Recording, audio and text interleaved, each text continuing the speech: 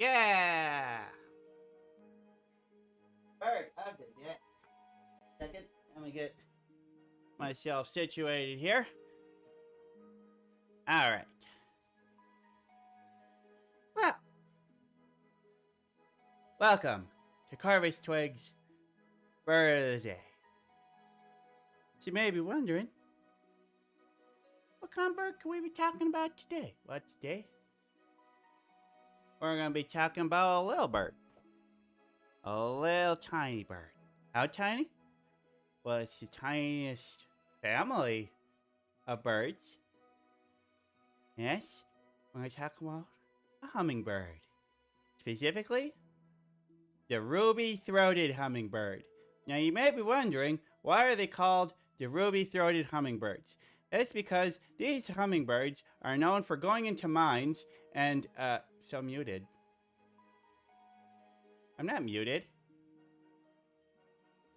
Wait, you can't hear me at all?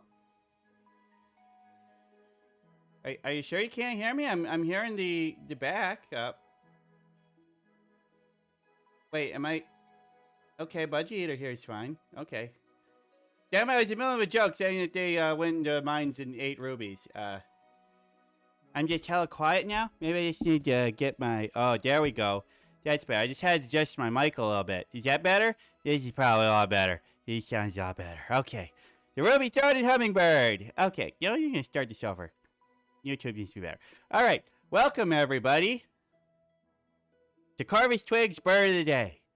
What's today's bird? It's a very tiny bird, very pretty bird. And today's bird of the day is the ruby-throated hummingbird. Yay! Welcome, Gaxico, to the stream. Thanks for joining in. Appreciate you coming in. So anyway, ruby-throated hummingbirds, you can probably guess it's called that because they got those ruby-colored throats. So pretty, so nice. Yeah, not actually made out of rubies. Just kind of that color. Yes, that color. It's a good color. It's a very good color. Look at this little guy. How little are they? Oh, they're small. 2.8 to 3.5 inches long. And that's from tip of that pointy little beak to the end of their tail. You know, only 3.1 to 4.3 inch wingspan. It's so small.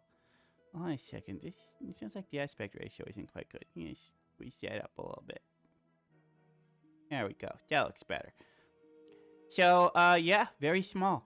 In fact, it's so small, the weight of them, they're going down to thousandths of an ounce. These guys weigh nothing. They weigh like a bug weight. So small. 0.071 ounces to 0.212 ounces. That's so small! He's a tiny, tiny little bird. Now, you may be wondering, Carvis, Twig, what's going on? The first picture showed that hummingbird had a ruby throat. Well, this one over here don't have a ruby throat. Did you use the wrong species of hummingbird? I did not. For you see, the red throat is only on the males of the species. So this little bird right here you see pictured, that's a female.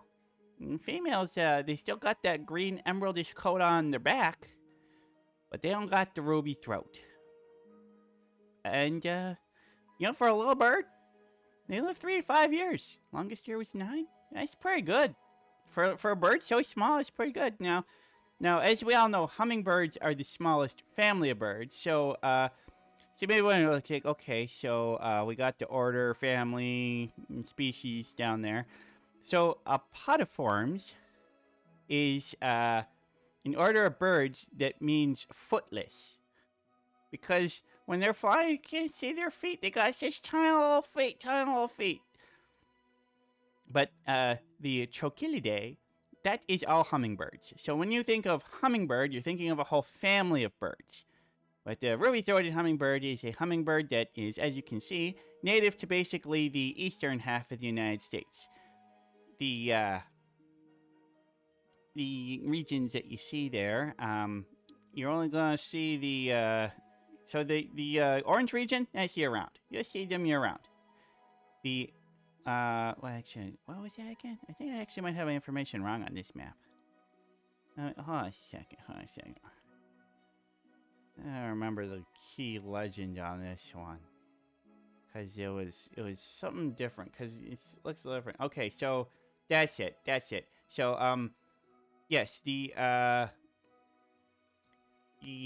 orange is their breeding area. The yellow is where they are during the migration season. And the blue area is where they are. So basically, orange during the summer, yellow during the spring and the fall, and blue during the winter. That's where you're going to find them. So, tiny little bird, flying pretty great distances. Yeah. You don't have feet there, I'll just Photoshop. Yeah, it's exactly what it is. Now, for a little tiny bird, they're actually doing pretty good. 34 million is a pretty good population considering their size and the distribution. So they're considered of least concern. They're doing pretty good. Yeah, they're doing great. Real great. Okay. So, what do we know about the hummingbird? Well, one thing that you probably wondered is, or you probably already knew, is that they beat their wings incredibly fast. Like 53 times per second fast. It's just like, holy crap. I mean, I beat my wings about 53 times a minute. And these guys are doing 53 times a second, and that's why they're called hummingbirds, because they flap their wings so fast that it makes kind of a sound. It makes a humming sound. And so the humming from the hummingbird is because their wings flap so much. And we talk about they call before, so their feet are some of the most useless feet in all of the bird kingdom. They can't walk. They can't hop. If they're on a perch, like a power line or a twig or something like that, they can shuffle back and forth a little bit, but that's about it. Pretty much all their locomotion is going to come down to flying with their wings. So, yeah, useless little legs. The ostrich would be ashamed of them. Of course, the ostrich can't fly. Can't flap his wings 53 times per second, so I don't know who wins there. I don't know who wins that one. So, also, to power that little 52 times per second, their heartbeats are just beating like. Yeah, it's real fast. I suppose it's like 10 times per second. It's pretty fast. Is that resting? Their heartbeats 600 times a second, and when flying and going all out, 1,200 beats per minute. I say 600 beats per second. I mean 600 beats, 6 per minute, 60. Yeah. I suppose it'd be 10 per second. 10 per second, 20 per second. Very fast heartbeat. That's a real fast heartbeat. God damn. Little buzzers they are. So, talked about bird species that take care of their young, are good parents. Well, the mom's good parents. Pretty much all single parents, though. Because the males, you show up, they'll be like, hey, baby, check out my ruby throat. And she's like, oh, I like your ruby throat. And they're like, baby, let's mate. And then they mate. And then the male's like, all right, baby, I got more jewels to go check out, so I'm out of here. Bye-bye. And he's gone. So basically, they mate, and the male fucks off. And the lady is left to raise her babies all on her own. And yeah, it's not as great as parenting, I guess, from the fathers. Not like crow fathers. Crow fathers, good fathers. Hummingbird fathers, not good fathers. They just go off and do stuff on their own. And it's typical hummingbirds, mostly a solitary species. Once they reach adulthood, they're just kind of on their own. The males get milk. No, they don't get milk. They don't get milk. They get nectar. Yeah. I thought one thing that's pretty neat, though, is that, when they build their nests, they like nice, small little nooks. Really small little nests. So little small stuff is best for hummingbirds, but, they grab stuff like grasses and real small twigs and stuff like that, but they will harvest spider web and use that to hold their nest together. I think that's pretty cool. Using spider web to hold nest. That's pretty neat. That's pretty cool. I don't do that. And, so they will eat very, very small bugs, but most of their diet is, as we know, nectar. They are pollinators. They go up and, most famous thing you see a hummingbird is going up to a big bright flower and sticking their beak right in there, and they got the super long tongue, and they just lap up that tasty nectar. And as they go flower to flower, they get little bits of pollen on them, and then they help pollinate plants. So they're good. They're really good for our local ecology and plant life and flowers and stuff. So yeah, yay hummingbirds! Thanks for helping pollinate, and thanks for eating that tasty nectar. Good job, guys. So that's why I say it's like hummingbird feeders. They're fine. They're all right for the hummingbirds. You want to see hummingbirds? It's okay to have them, but it's actually usually better if you want to feed hummingbirds. Just plant more flowers, especially orange and red flowers. That's their favorites. Because, you want to help out the pollination and stuff, and it's better for local wildlife and local ecology if you got pollinators going to pollinating plants and stuff. So, yeah, hummingbird feeders, it's fine. But consider planting flowers instead. You'll still get them. You just gotta, big, bright red and orange flowers. Like, get a tiger lily. They like a tiger lily. I got some tiger lilies where I live, and I see little hummingbirds noise all the time. So, think about maybe planting some tiger lilies if you want to see some hummingbirds. And yeah, if you're in that whole eastern 2/3 of the United States, yeah, you can see these little guys around, especially in summertime. Yeah, it's pretty good.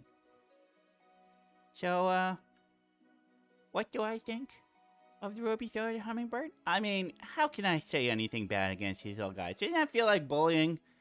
I think they're cute, small, nice pollinators. They're great. They're kind of stupid. Definitely not of the most intelligent birds out there. Not great family life. That's a few ticks against them, but it's a solid bird. They're cute. Cute birds. They're good birds. I like them. Hope you like them. Hummingbirds are always welcome around this bird. I hope that you like them too. And yeah, plant some flowers and make them happy. Make them come to your yard. Because who doesn't like to see a hummingbird come up? I mean, come on. You see a hummingbird come up to you, you're like, a hummingbird, sweet. It's always a good thing. It's always a moment of joy when you see a hummingbird. So that's...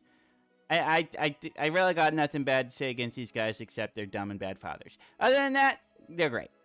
Great little tiny birds. Check them out.